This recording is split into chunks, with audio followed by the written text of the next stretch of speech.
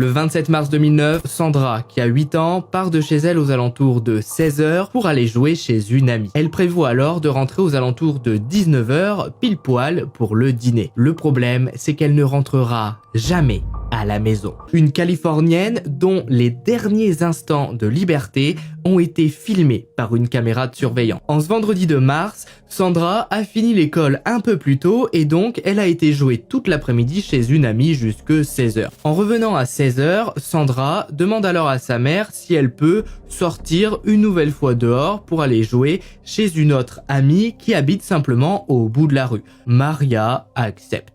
Sandra part alors toute contente. Elle sera filmée par une caméra de surveillance qui se situe en face de son mobil-home. On la voit sauter, bouger les bras dans tous les sens, elle a l'air heureuse et tout va bien dans sa vie. Elle ne se doute pas une seule seconde que ce soir, elle ne rentrera pas à la maison. 19h. À cette heure-ci, Maria a préparé le repas et elle s'attend à voir revenir sa fille d'ici quelques minutes. Le problème, c'est que des dizaines de minutes vont défiler. À 19h53, Maria comprend que il y a quelque chose d'étrange. Elle trouve ça vraiment bizarre que Sandra ne soit pas rentrée à l'heure. Elle appelle alors chez l'amie de Sandra pour savoir si sa fille est toujours là-bas, mais elle apprend que Sandra, en partant à 16h, n'est jamais arrivée chez son amie. Personne n'a vu sa petite fille de 8 ans. Immédiatement, Maria retourne chez elle et appelle les secours. 8 minutes après l'appel, une première équipe arrive sur place. Le parc de mobil-home est fermé. Plus personne n'a le droit d'y entrer ou d'y sortir le temps que les premières recherches débutent. C'est à ce moment-là que la vidéo de la caméra de sécurité va être récupérée. Malheureusement, pour le moment, les enquêteurs n'y voient rien. Sandra semble heureuse et prend la bonne direction. Rapidement ce soir-là, tous les habitants du parc de mobil-home se mobilisent. On fouille les jardins, les abris de jardin, les quelques piscines et les sous-sols. Malheureusement, rien ne sera trouvé. Mais une voisine du nom de Melissa Huckaby va se rendre compte qu'une grande valise lui a été volée dans son jardin. Elle va donc envoyer un SMS à la mère de Sandra et puis voilà, elle prévient juste comme ça, peut-être que ça pourra servir pour la suite. Ce soir-là, les enquêteurs de Tracy, qui sont en alerte maximale, comprennent qu'ils vont avoir besoin d'aide. Pour fouiller une ville de 80 000 habitants, ils vont avoir besoin de moyens colossaux. Le FBI est alors contacté et ils acceptent d'apporter leur aide. Le samedi 28 mars, au petit matin, l'opération de recherche est lancée. Et tout le week-end, ça va être une véritable chasse à l'homme qui va se dérouler. Des chiens policiers, le FBI, des policiers à cheval, des véhicules tout-terrain et même un hélicoptère vont tous être déployés pour quadriller la ville et ses alentours. Sandra est une enfant, elle a 8 ans, elle n'a aucune force et aucun moyen de se défendre. Donc son temps est compté. Il faut la retrouver le plus vite possible. On imprime des affiches que l'on colle partout. Les profilers du FBI, grâce à leur expérience, vont tenter de dresser le portrait de celui qui aurait pu enlever Sandra. Ils pensent que celui qui a fait ça habite le parc de mobil-home, puisque c'est un complexe sécurisé et n'importe quel inconnu qui serait rentré à l'intérieur aurait forcément été remarqué par les voisins. Pour eux, le profil type serait un homme blanc, âgé de 25 à 40 ans, avec des antécédents judiciaires concernant les enfants. Ils vont donc regarder si dans le parc de mobil-home, il y a ce genre de profil. Et malheureusement, il y en a. Il y en a même plusieurs. Un par un, les hommes qui correspondent au profil vont être interrogés. Mais ce jour-là, ils ont tous un alibi très solide qui va être vérifié minutieusement par le FBI. Donc, l'affaire s'annonce dès le début plus compliquée que prévu. Finalement, un homme retiendra l'attention du FBI. Il est connu de la famille de Sandra puisqu'il avait embrassé Sandra lors d'une sortie à la piscine. Mais cet homme, une nouvelle fois, a un alibi. Et le fait que la plupart des suspects soient innocentés très rapidement fait quand même pas mal paniquer le FBI et les enquêteurs. Puisque au-dessus du parc de mobil-home, il y a l'autoroute 205 qui aurait pu permettre à notre coupable de fuir très rapidement et de parcourir des centaines de kilomètres. La vidéo de surveillance est de nouveau analysée et on se rend compte que Sandra semble vers la fin de la vidéo regarder quelque chose sur la droite. C'est très rapide, mais on voit bien qu'elle regarde à gauche, puis d'un coup, son visage se fige vers la droite, comme si quelqu'un lui faisait signe de venir, par exemple. Les chiens vont tenter de renifler l'odeur de Sandra à travers la rue, mais ils s'arrêtent au bout de la rue. Arrivée au bout de la rue, Sandra se volatilise. Une veillée nocturne va donc être organisée par des bénévoles avec la famille de Sandra. Durant cette veillée nocturne, une femme va se faire remarquer. En effet, elle arrive en hurlant et toute hystérique en disant qu'elle a trouvé quelque chose près des boîtes aux lettres. Rapidement, des enquêteurs qui sont sur place la suivent. Et effectivement, proche des boîtes aux lettres, ils y trouvent une lettre. Sur cette lettre, il est écrit « Cantu est bloqué dans une valise, jetée dans l'eau sur Batchetti et Whitehall ». Signé un témoin. Batchetti et Whitehall sont en réalité deux routes formant une intersection au niveau d'une ferme. À côté de ces deux routes campagnardes se trouve une rivière, la Old River. 2 jours que Sandra a disparu. La lettre retrouvée hier soir est très inquiétante. La ferme située entre ces deux chemins va être fouillée. On n'y trouvera rien. La rivière va être sondée sur plusieurs kilomètres par des plongeurs. Mais le problème, c'est que l'eau y est beaucoup trop trouble. On n'y voit rien du tout. La ferme dispose également de plusieurs étangs à eau usée. Des plongeurs vont quand même décider de fouiller ces étangs. Mais l'eau y est tellement immonde qu'une fois de plus, ils ne voient rien. Les enquêteurs vont donc décider de se concentrer sur la personne qui a trouvé la lettre. Et cette personne, c'est Melissa, celle qui s'est faite voler sa valise le jour de la disparition de Sandra. Donc c'est une femme normale qui n'entre pas du tout dans le profil type d'une personne qui s'amuse à enlever des enfants. Mais le fait qu'elle se soit faite voler sa valise le jour de la disparition de Sandra et qu'elle trouve elle-même le mot le soir de la veillée,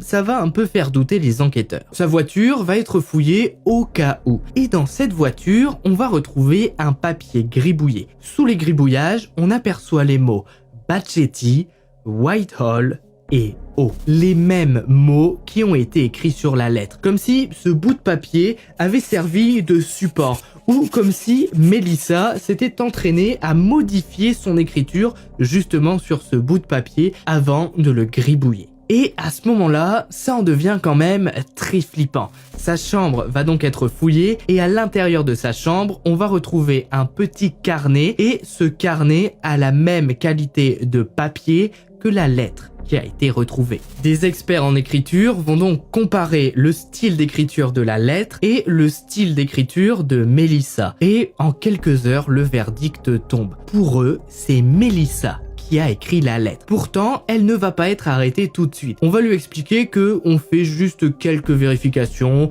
qu'il ne faut pas qu'elle s'inquiète. Le fait que son écriture ressemble à l'écriture retrouvée sur la lettre, ça vaut pas grand chose devant un juge. Melissa coopérera totalement et elle ira même jusqu'à accuser un voisin qui sera innocenté par la suite. Le parc de mobil-home qui était avant la disparition de Sandra un endroit joyeux et sympa est devenu un endroit extrêmement calme et extrêmement triste. Il n'y a plus personne dans les rues. Le coupable est peut-être parmi eux. Un ouvrier de la ferme qui se balade proche des étangs va voir flotter sur l'eau une valise. Il comprend immédiatement et il a suivi le cas de Sandra. Les enquêteurs vont décider de ne pas ouvrir cette valise sur place puisqu'un hélicoptère de la presse tourne juste au-dessus d'eux. Toute l'intervention est filmée et ils ne veulent pas que les parents apprennent qu'on a peut-être retrouvé leur fille dans de telles conditions. Donc la valise est transportée jusque dans les locaux des enquêteurs. Arrivé dans les locaux, la valise est ouverte par un enquêteur. Il observe, il regarde ce qu'il y a à l'intérieur et c'est l'horreur. Sandra vient d'être retrouvée. Elle est habillée et elle est décédée. L'enquête venait de prendre une toute autre tournure. Sandra n'était plus en vie et on recherchait maintenant un assassin. La valise dans laquelle est retrouvée Sandra est celle de Melissa, celle qui lui a apparemment été volée. Les enquêteurs se rendent donc chez elle, mais Melissa n'est pas là et la maison est complètement vide. Ils apprennent alors que Melissa a tenté de mettre fin à ses jours il y a quelques heures. Le passé de Melissa est cette fois-ci fouillé et il s'avère que cette femme en apparence joyeuse et sympa a un côté très sombre. Il y a 2 ans, elle a été jugée pour vol dans un magasin. Pourquoi elle aurait fait ça? Pourquoi elle aurait inventé le fait qu'on lui ait volé sa valise? Pourquoi elle aurait écrit elle-même cette lettre? Pourquoi s'en prendre à Sandra? Ça n'a aucun sens.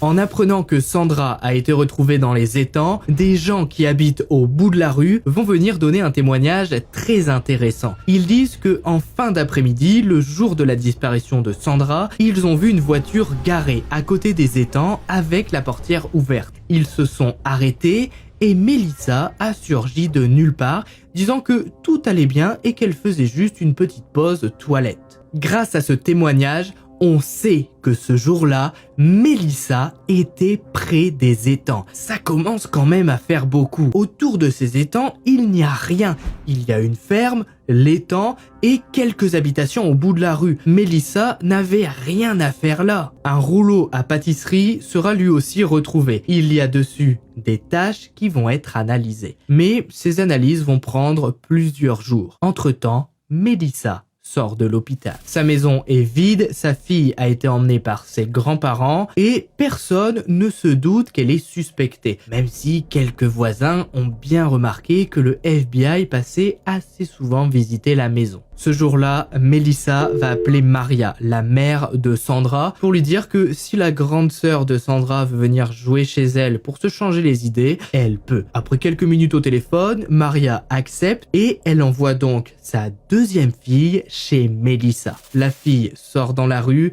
mais heureusement, la ligne téléphonique de Melissa était sous surveillance et elle sera alors interpellée avant que la sœur de Sandra n'arrive chez elle. Les enquêteurs auraient très bien pu laisser la sœur de Sandra aller chez Melissa et attendre. Mais ils ont eu peur qu'un nouveau drame se passe. Melissa va officiellement être interrogée. L'homme chargé de l'interrogatoire est l'inspecteur Boer. Ils sont tous les deux dans une pièce, sur une chaise, et rien ne les sépare. L'inspecteur commence à dire à Melissa, écoutez, on trouve ça très étrange que votre valise ait été volée le jour de la disparition de Sandra. Plus de ça, on a clairement retrouvé un bout de papier avec gribouillé les mots que l'on a retrouvés sur la lettre. L'inspecteur ne va pas lâcher et il va alors lui présenter des preuves scientifiques. Sur le rouleau à pâtisserie, on a en réalité retrouvé les empreintes de Melissa. Sur le bout du rouleau, il y a des taches de sang appartenant à Sandra. On lui explique aussi que le jour de la disparition de Sandra, un voisin l'a vue proche des étangs. Donc on est capable de la localiser à ces étangs. Et à ce moment-là, Melissa craque complètement. Elle explique alors que lorsqu'elle a vu Sandra dans la rue, elle l'a appelée pour lui proposer une partie de cache-cache. Melissa explique alors qu'elle s'est mise à compter, mais que finalement, elle n'a jamais réussi à retrouver Sandra et qu'elle a supposé que finalement la fille était partie. En allant à l'église, elle a ensuite chargé sa valise dans laquelle elle met tous ses cours et puis voilà, elle a préparé l'église pour ses cours du dimanche. Le problème, c'est qu'en ouvrant sa valise, elle s'est rendue compte qu'à l'intérieur, il y avait Sandra asphyxiée. Elle a secoué Sandra, l'a frappée, mais elle ne s'est jamais réveillée. Même si les aveux suffisent à faire arrêter Melissa, les enquêteurs ne croient pas du tout à son histoire, puisque pour eux, tout était prémédité et Melissa savait exactement ce qu'elle faisait. Elle avait envie qu'on s'intéresse à elle, elle avait envie d'apparaître à la télé et voilà, elle avait un peu une curiosité macabre. Et elle s'est dit, tiens, si j'enlève Sandra, si je l'assassine, les gens vont parler de moi. Tout le monde va s'intéresser à moi. Donc, il n'y a pas vraiment de raison, entre guillemets, derrière ce cri. Pour cet acte horrible, Melissa sera condamnée à la prison à vie. Elle n'a jamais expliqué clairement son geste et elle répétera lors de son procès qu'elle regrette et qu'elle ne sait pas pourquoi elle a fait ça. C'est ainsi que se termine sa triste histoire.